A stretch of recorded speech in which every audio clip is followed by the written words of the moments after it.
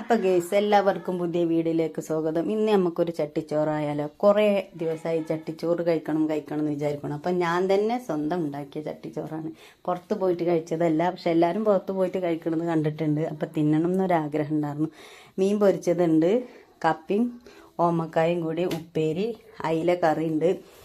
അയിലക്കറി ഞാൻ ഇരുമ്പാമ്പുളി മാങ്ങ ഒക്കെ കൂട്ടിയിട്ടാണ് ഉണ്ടാക്കിയിരിക്കുന്നത്. പിന്നെ ചിക്കൻ റോസ്റ്റ് ഉണ്ട്, പിന്നെ മാങ്ങ അച്ചാറുണ്ട് കേട്ടോ. മാങ്ങ അച്ചാർ നല്ല ടേസ്റ്റുള്ള സൂപ്പർ അച്ചാർ കേട്ടോ. പിന്നെ നല്ല കട്ട തൈര് കേട്ടോ.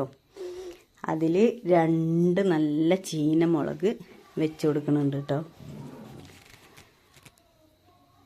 പിന്നെ നമ്മുടെ മെയിൻ സാധനം പപ്പടം. ഇതൊക്കെ കൂടി കൂട്ടിയിട്ട് ഇനി നമുക്ക് കഴിക്കാം. അപ്പം ഇത്രയൊക്കെ ഉള്ള എൻ്റെ ചട്ടിച്ചോറ് കേട്ടോ. ഇനി അടുത്ത വീഡിയോയിൽ വരാം.